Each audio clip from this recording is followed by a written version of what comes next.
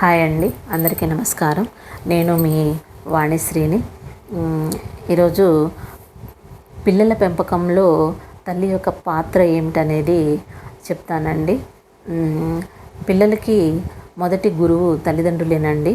ఎందుకంటే తల్లి యొక్క పెంపకం అనేది పిల్లల విషయంలో చాలా ముఖ్యమైన ఘట్టం అండి. అది మన పెంపకం బట్టే పిల్లలు సమాజంలో ఎలా మెలుగుతారనేది ఉంటుందండి.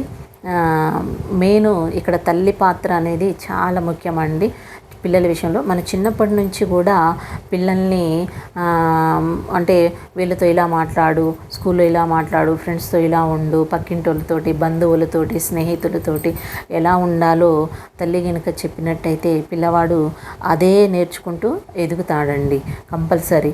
స్కూల్లో టీచర్స్ ఓన్లీ పాఠాలు అక్షర జ్ఞానం మాత్రమే ఇస్తారు, కానీ పిల్లవాడు మొత్తం నేర్చుకునేది మొత్తం ఇంట్లోనేనండి, కుటుంబంలోనే నేర్చుకుంటాడు. అంటే విలువలు కానీ, గౌరవం కానీ, మర్యాద కానీ అన్నీ కూడా తల్లి చెబితేనే పిల్లవాడు అనేది నేర్చుకుంటాడు.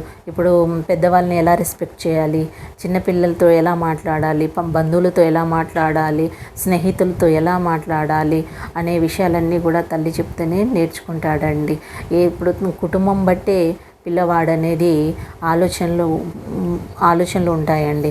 ఎందుకంటే ఇప్పుడు కుటుంబంలో చాలామంది పల్లెటూర్లలో పిల్లలు కానీ పనికి వెళ్ళే వాళ్ళు తల్లిదండ్రులు అందరూ కూడా పిల్లల్ని పట్టించుకోరండి. స్కూల్కి వెళ్ళిపోతున్నాడు కదా అని వీళ్ళు పనిలోకి వెళ్ళిపోతున్నాడు, వాడు స్కూల్లో ఏం చేస్తున్నాడు, బయట ఏం చేస్తున్నాడు అని వాడితో మాట్లాడడం కానీ, స్పెండ్ చేయడం కానీ అస్సలు ఉండట్లేదండి ఇప్పుడున్న తల్లిదండ్రులకి. ఎందుకంటే బిజీ లైఫ్ అయిపోయి ఎవరి పనులలో వాళ్ళు ఉండిపోతున్నాడు. కాబట్టి నేను ఏం చెప్తున్నానంటే తల్లి ఏ విధంగా అయితే పెంచుతుందో పిల్లవాడు ఆ విధంగా మంచిగా, అంటే తల్లి మంచి మాటలతో చెప్తే వాడు మంచి మార్గంలోకి వెళతాడు. లేదు తల్లి కనుక ఏమి నేర్పించలేదనుకోండి, వాడు ఎప్పటికీ కూడా ఏమీ నేర్చుకోడండి. ఎందుకంటే వాడికి ఎవరు చెప్తారు, తల్లి మాత్రమే చెప్పాలి. కాబట్టి తల్లి మంచి పద్ధతిలో పెంచితే వాడు మంచి దారిలో వెళ్తాడన్నమాట. కాబట్టి తల్లి యొక్క పెంపకం అనేది చాలా గొప్పదనేది తల్లి మాట కూడా ప్రతి ఒక్కరికి వేదవాక్కు అండి. ఇప్పుడు వాడు ఇది మనకి ఈ దొంగతనం చెయ్యి మనకు అవసరమే అన్నప్పుడు వాడు చేస్తాడు. ఎందుకంటే అమ్మ చెప్పింది అన్న ఒకే ఒక మాటతోటి వాడు చేస్తాడు. అది మంచా చెడా అనేది వాడికి తెలియదు, ఎందుకంటే అమ్మ చెప్పింది. కాబట్టి అమ్మ ఏం చెబితే అది చేస్తాడనమాట. అలాగే కుటుంబంలో కూడా పిల్లల ముంగట గొడవలు పెట్టుకోవడము, తిట్టుకోవడము, బూతులు మాట్లాడడం ఇలా చేస్తే వాడు కూడా వాడు నేర్చుకుంటాడని కాదు, వాడు ముంగట మాట్లాడితే ఓహో మనం ఇలా కూడా మాట్లాడవచ్చు, అమ్మ వాళ్ళు ఇలా మాట్లాడారు కాబట్టి నేను మాట్లాడతాను అన్న ఆలోచన అనేది వాడికి వస్తుంది అనమాట. ఇప్పుడు వాడి ముంగట ఎవరైనా తల్లిదండ్రులు కానీ ఫాదర్ కానీ తాగి ఉన్నాడనుకోండి, అంటే ఇప్పుడు తాగి మనం కనబడితే చాలు, వాడిని తాగమని మనం ప్రోత్సహించక్కర్లేదు. ఎందుకంటే వాడు పెద్ద అయ్యాక తాగొచ్చు. అంటే వాడు ముంగట అబద్ధాలు చెప్పినా కూడా అబద్ధం చెప్పమని మనం ఏం చెప్పక్కర్లేదు వాడికి. మనం అబద్ధం ఆడినాం అనుకోండి, వాడు కూడా కొన్ని సందర్భాలలో మనం కూడా అబద్ధం ఆడొచ్చు అనే ఆలోచననే వాడికి వస్తుంది అనమాట.